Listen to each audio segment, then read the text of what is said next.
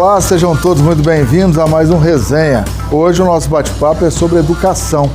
Levantamento do Programa Internacional de Avaliação de Estudantes, o PISA, apontou que o Brasil tem baixa proficiência em 3 disciplinas.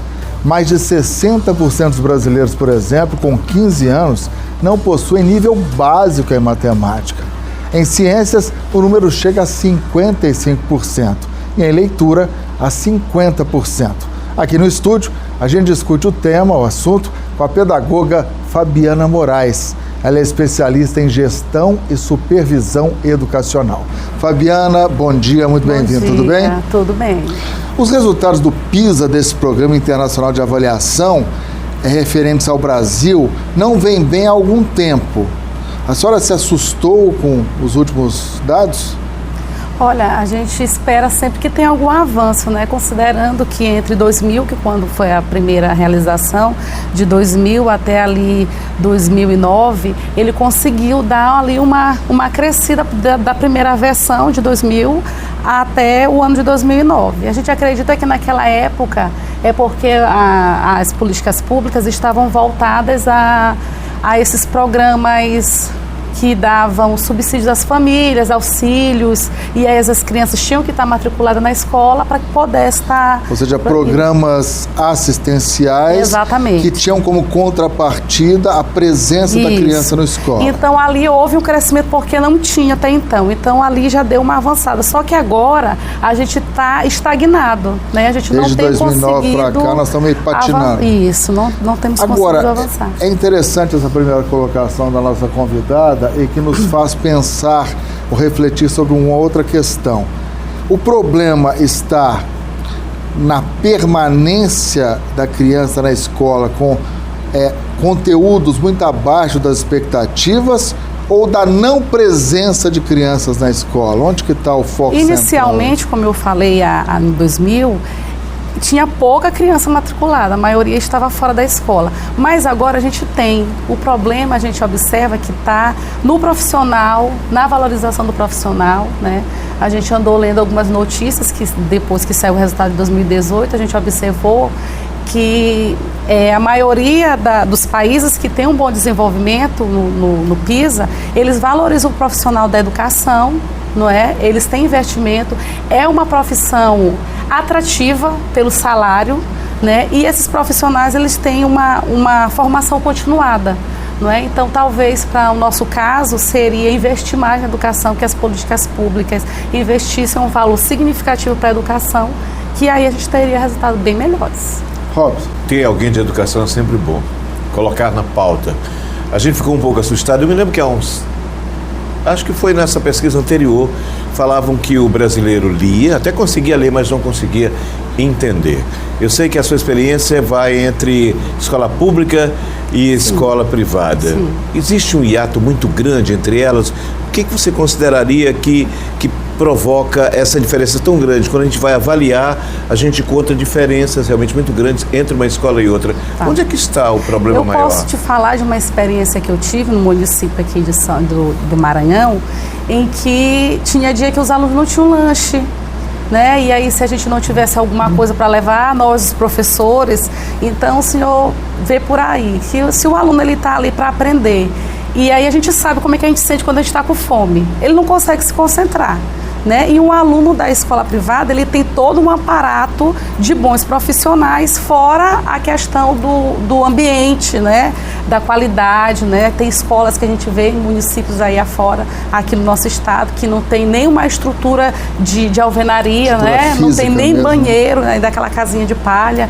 Então, há uma discrepância muito grande, que vai com certeza refletir nos resultados. A nossa escola, nós temos escolas de qualidade na nossa região metropolitana, a gente tem várias escolas, né? Mas nos municípios, nos povoados dos municípios, a gente ainda tem uma realidade bem aquém do que deveria ser. E a distribuição, eu volto a dizer, a distribuição dessa renda, né, que seria atribuída à educação, deveria ser maior, né, tanto na infraestrutura das escolas como dos profissionais que estarão lá atuando. Antes da participação do John, é importante ressaltar que o PISA, esse programa, ele apontou que as escolas particulares em nível nacional e as federais aqui no Brasil têm um desempenho muito melhor do que as escolas públicas. Então, só para situar, é um ponto que nós podemos, ao longo do programa, aprofundar também. John. Com certeza. Fabiano, é o seguinte, a gente falou até agora muito de investimento, de infraestrutura, né? Comparação de escolas privadas com públicas, mas não é também se debater no país, além da questão de investimento, porque sempre o debate é esse, investimento, recurso, mas questão de método também, né? Metodologia. Sim. Acho que tem que se abrir um debate também, porque mesmo os estudantes de escola privada em relação à das públicas no Brasil, foi um pouquinho melhor, mas em relação aos outros países, muito ruim. Se você observar, tem pesquisas que mostram o seguinte, que 60% dos alunos não conseguiam nem ler a pergunta totalmente, né? Elas liam, não compreendiam, achavam muito complexas e não resolviam. Depois tentavam voltar e não finalizavam. Na hora de debater também a metodologia, o método do ensino no país. Com certeza, eu concordo com a sua colocação, até porque a geração que a gente vive hoje, ela é muito diferente da nossa em relação às tecnologias, ao entendimento, à concentração, aquilo que faz com que o aluno ele tenha interesse e vontade de aprender, não é? E hoje a gente fala de metodologias ativas, onde o aluno ele se torna protagonista na sala de aula. Eu acredito que todas as escolas elas vêm tendo esse viés de mudança para que nós possamos ter melhores resultados, né? E aí vai a questão da formação do profissional, porque nós temos professores que ainda insistem naquele método tradicional que se decorava, porque quando a gente decora a gente não aprende. A gente aprende... tradicional decoreba, né? Isso, a gente aprende quando a gente consegue ver aquele conhecimento na aplicabilidade do dia a dia, ver ele funcionando. Por exemplo, o ar-condicionado está funcionando, aí o professor de química já vai explicar, física já entra. Então, quando o aluno ele percebe a importância e para que serve aquele conteúdo, ele de fato aprende e consegue compreender. E a questão da leitura que você falou também é muito importante, porque infelizmente a nossa cultura ela não é de pessoas leitoras, né? Tem algumas famílias, mas a maioria não.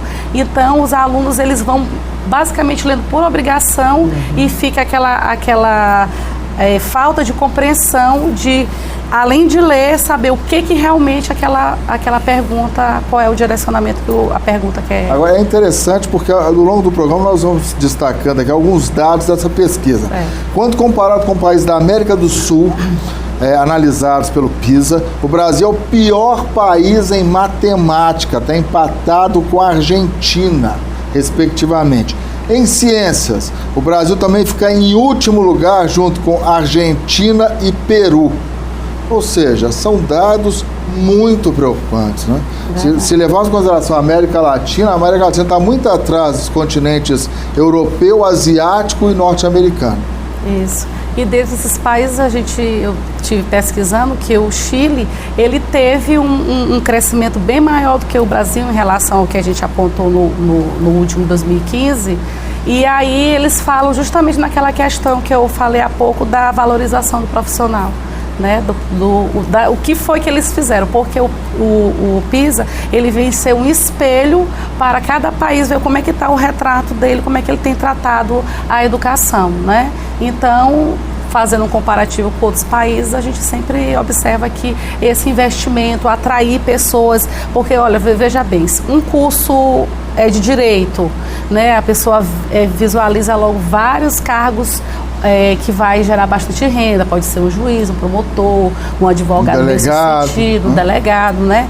E quando você fala nas licenciaturas, aí não é tão atrativo assim. Então, o que a gente observa é que aquelas pessoas que mais se destacam, por exemplo, no ensino médio, no Enem, ele muito difícil vai escolher uma licenciatura. Hoje, se nós perguntarmos, eu vou me arriscar aqui, posso estar cometendo um sacrilégio, para 10 adolescentes, a profissão que esse adolescente quer escolher, eu acho que um ou talvez nenhum hoje, infelizmente, vai escolher o magistério. O que você acha, Rafa? Eu me preocupo, eu estou em sala de aula há uns 30 anos, mais ou menos, e fico sempre a pensar qual é o sentimento do professor. Aí considera-se essa não valorização do professor, a questão dos métodos. Eu mesmo fui um pouco anarquista em relação a essa metodologia. Nós vivemos esse momento, eu queria inclusive colocar isso agora com a Fabiana, Fabiana, como é que, por exemplo, a tecnologia ela vem gerar uma série de conflitos também na sala de aula? Você está dando aula e um aluno está aqui observando 1 milhão de links, sei lá, que vão buscar o mesmo assunto. Como é conviver com isso? E esses meninos são da escola particular, mais particular, apesar, né, hoje os celulares estejam com o preço mais barato, o menor preço, mas isso ainda é muito diferente. Vocês, por exemplo, você lá na escola particular, vocês devem ter acesso a tecnologias. Talvez uma aula de vocês seja diferente da aula de uma mais sala. Atraente, né? Mais atraente, já fazendo links com a própria internet numa sala de aula. Como é que você vê hoje a influência dessa tecnologia? Até também isso também separa os alunos da escola privada e os alunos de uma escola pública. Exatamente. Aí eu vou falar das 2 experiências que eu tive. Lá na escola pública, e aí eu falo das mais carentes que eu estive, eu sempre tentava trazer essa questão da tecnologia para eles, nem que fosse mostrando no meu celular alguma coisa diferente para eles. Já nas escolas particulares de grande porte, tem todo um aparato tecnológico, laboratórios, salas maker, laboratório de informática, robótica. Então, a gente busca trazer o aluno para que ele veja e se sinta curioso, com vontade de aprender dentro daquilo que ele está vivenciando. Agora, é aquilo que o senhor falou, tem um lado positivo e o lado negativo, porque agora ninguém quer ficar desconectado. É difícil você ver de uma criança de 6 anos até um adulto não querer estar com o celular na mão, né? Então, a gente tem que fazer um controle. Aí, eu acho que cada escola tem a sua forma de lidar com esse celular. Se de repente é orientado a guardar o celular, é proibido no manual do estudante usar o celular em sala de aula, vai muito de cada escola. João? Eu vi o ministro da Educação, ele criticando, né, dizendo que esses resultados não eram culpa do atual governo, que eram referência aos governos passados, inclusive citou o termo de esquerda, né? E a gente vê o novo ministro querendo implementar, né, novos métodos, metodologias. Eu queria saber o seguinte, de que forma nós podemos hoje trabalhar, o professor pode trabalhar as escolas no sentido de estimular os alunos. A gente sabe que hoje, não sei quais os fatores, se é tecnologia, mas muitos deles não, volto a bater na tecla, não leem na verdade, né?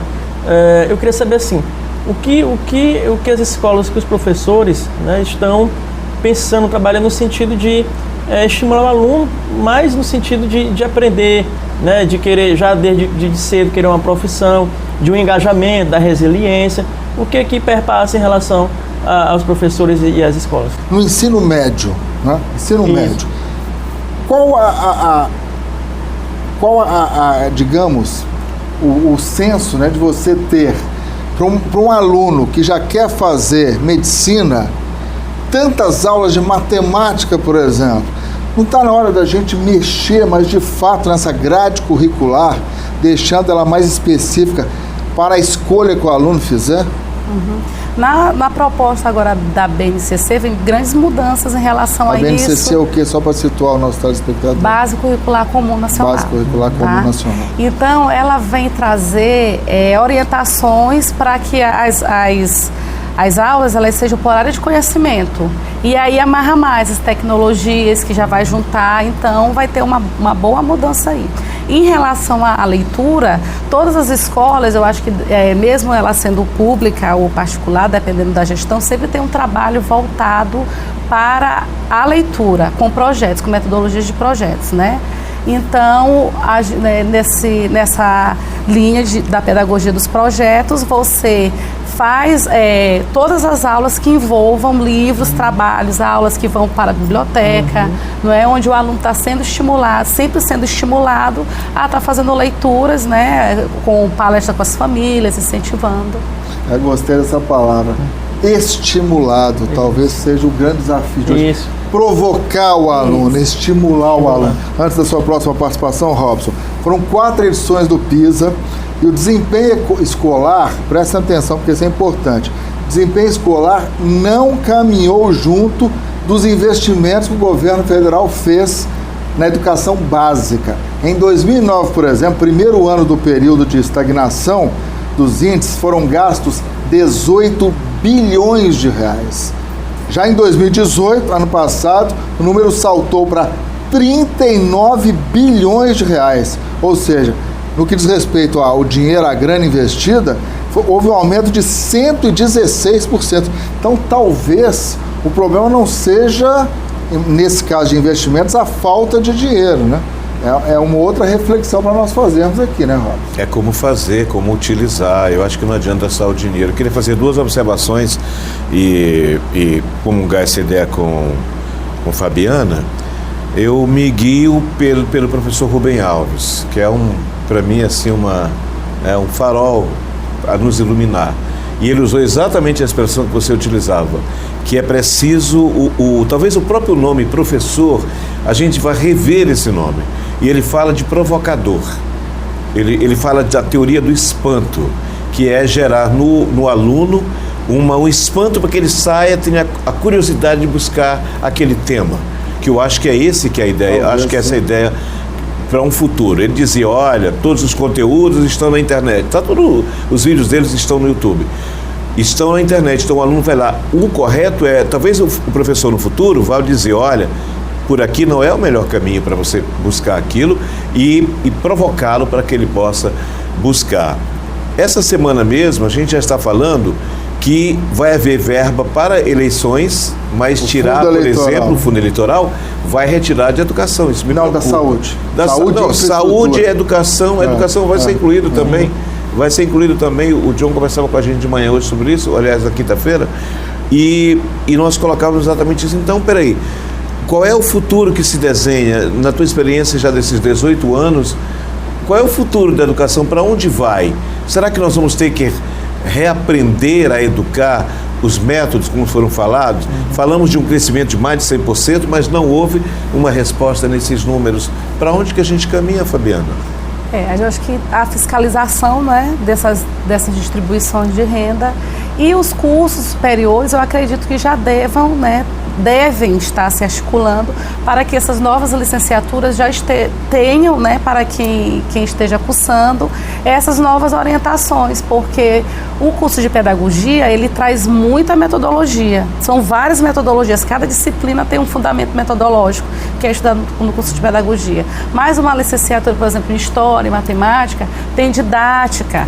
E aí? Tem que ter mais, né? Tem que trazer mais essas dinâmicas da atualidade, essas formas, a metodologia ativa, porque hoje o aluno, ele precisa estar mais participando da aula, ser protagonista desse conhecimento, né? Porque ele quer participar. Para que você prenda o aluno na sua atenção, você tem que trazer ele ali como protagonista da ação do processo de ensino-aprendizagem.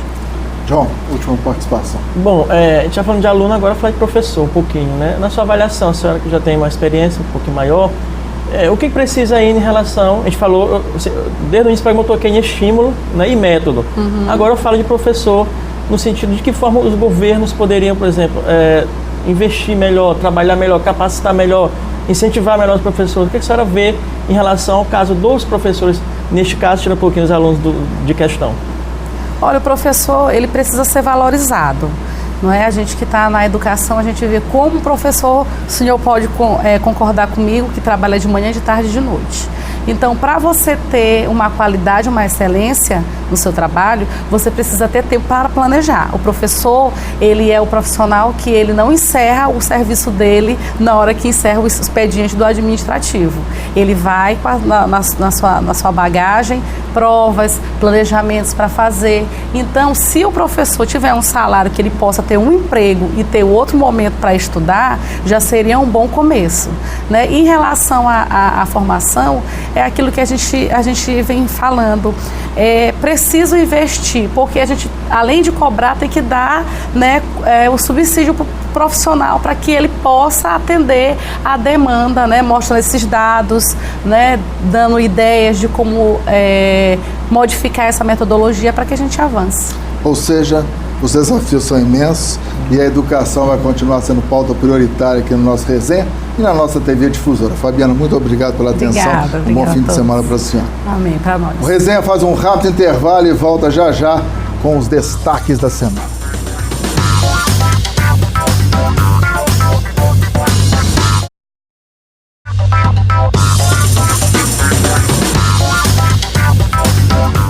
Estamos de volta com o nosso resenha. Agora a gente vai comentar sobre os principais destaques, os principais assuntos dessa semana. João Coutrinho, o que mais chamou a atenção nos últimos dias? Na pauta nacional, sem dúvida, aí, a primeira questão da PEC, né, da segunda instância. Havia um acordo entre Câmara e Senado e agora parece que não tem mais acordo nenhum, né? Na próxima terça-feira, no CCJ do Senado, já vai ali já ser avaliada. O Senado está querendo votar. Isso, né? Exatamente. E a Câmara relatora Simone Tebet está fazendo muita força na CCJ para aprovar. Mais de 49 deputados, senadores, aliás, assinaram, né, ali um manifesto pedindo que entrasse logo na pauta do Senado, porque ficou para o próximo ano, alguns avaliavam que poderia estar ali sendo postergado, né, adiado pelos senadores e deputados. E na contramão disso, na Câmara Federal também na Comissão Especial, só que na Câmara é mais fácil, porque é um projeto de lei que altera o Código de Processo Penal. Mas de qualquer forma, só ano que vem, né? Aliás, no Senado. Plenário, no Senado, só ano que vem. Só ano que vem. Então, ali é um pauta importante, com certeza. E outro foi a aprovação também do pacote anticrime, né? Também foi outro projeto importante. Na última quinta-feira, o governo Bolsonaro obteve uma aprovação maciça dentro do plenário da Câmara. Agora vai para o Senado. Mudanças, por exemplo, na questão da prisão. De 30 para 40, né? 30 para 40 anos, o prazo máximo para prisão no Brasil. Essa questão também envolvendo progressão de penas. Muitas pessoas no Brasil cobram do governo um endurecimento e parte desse endurecimento veio com a aprovação desse pacote. Com certeza. E um dado interessante que outros pontos polêmicos serão ainda debatidos, a questão do excludente de licitude, que ainda não foi tratado ainda, né? Neste caso, no primeiro do projeto anticrime, vai ser discutido depois. Robson. Para mim ficou o lado bem-humorado da semana, é isso? Isso, vamos. Eu queria trazer meu livro de geografia que acabei de rasgar, porque a Terra agora não é mais redonda. Voltamos à discussão se a Terra é plana. Voltamos à Idade do Medo, à Idade Média, onde a Igreja Católica naquela época tinha uma teoria que dizia que era plana e haviam elefantes gigantes nos cantos. O ministro colocou isso, diz que tem desenhistas fantásticos na NASA para mostrar que a Terra é redonda. O que não é redonda. Agora, o que é redonda? Agora, cadê o Marcos? Fica até confuso. Não, ficou confuso. A Terra não é mais redonda? É a história. Então, esse foi um dos assuntos da semana. Vamos falar de fake news. Inclusive, um jornal local, durante a semana, divulgou a manchete que já havia sido desmentida na noite, porque era fake news, de que os Estados Unidos poderiam parar com o projeto aqui, do acordo para utilizar a base de Alcântara, porque o Brasil teria que, em contrapartida, se eles não fizessem, que é tirar a China, né, daquela história do 5G. Eu acho que os Estados Unidos são muito profissionais. Apesar deles terem um presidente que reage muitas vezes com o fígado, é óbvio que os norte-americanos não vão abrir mão de um local estratégico como Alcântara para o lançamento de satélites, de foguetes com satélites. Eles perdem bilhões de reais. Parece que é o melhor ponto da Terra para o lançamento de satélites, né, John? É isso. E os Estados Unidos, o presidente já sabia das relações que o Brasil sempre teve com a China, não é? Não é de agora, porque a China está entrando no Brasil, não. É um dos principais parceiros comerciais do Brasil, é a China. E, claro, vai ter o leilão do 5G, não pode impedir que o outro país participe por conta dos Estados Unidos. Claro. Óbvio que não.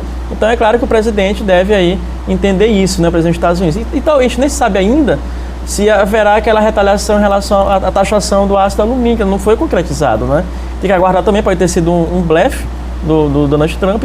Vamos aguardar qual a decisão que será tomada. Eu quero fazer um recorte de algo que foi, inclusive, mereceu destaque, inclusive na TV Difusora e no Repórter Difusora, que foi o caso que aconteceu em Paulino Neves. Um homem dirigindo uma ambulância de Tutóia para Paulino Neves, fica ali 25 minutos entre uma cidade e outra, ele atropelou uma senhora que é filha ou mãe de uma técnica de enfermagem lá da cidade de Tutóia. Atropelou e matou. A população foi lá, botou fogo no carro e estava batendo e quase linchou. Nós vivemos uma sociedade doente. Como é que nós estamos? Eu considero, porque nós estamos extremados, vivemos tempos que eu chamo de pêndulo, não existe, vivemos momentos pendulares, não temos meios termos na história. Num local aqui da cidade, alguém não está acontecendo uma chegada de água, ou então tem um problema de buraco, para-se tudo, não que interessa se por ali passa ônibus, passa caminhão, ambulância, passa ambulância, e vamos parar tudo. Nós estamos vivendo... a sociedade está muito radicalizada. Nós estamos radicalizados, talvez o próprio momento político que trabalha essa separação, esses extremos, esteja influenciando, má influência, por sinal, para a sociedade como um todo. Você já adiantou, então, que prisão em segunda instância pode ter um desfecho na CCJ do Senado na próxima terça-feira. Para a semana que vem, John, algum outro assunto que mereça também a nossa aposta? Eu queria destacar o seguinte, na pauta local primeiro, né, o que se passou na pauta local rapidinho, que foi sobre a questão aí das movimentações, mais uma vez, de partidos aqui e possíveis filiações para candidaturas a prefeito. A movimentação da semana foi o MDB, não é? MDB ali com a projeção da candidatura da Rosana Sarney a prefeita e agora com a possibilidade também da filiação do juiz federal José Carlos Vale Madeira, que já deixou claro no primeiro momento que prefere o Solidariedade. Para a próxima semana, projeta aí a discussão da privatização, né, dos Lençóis Maranhenses.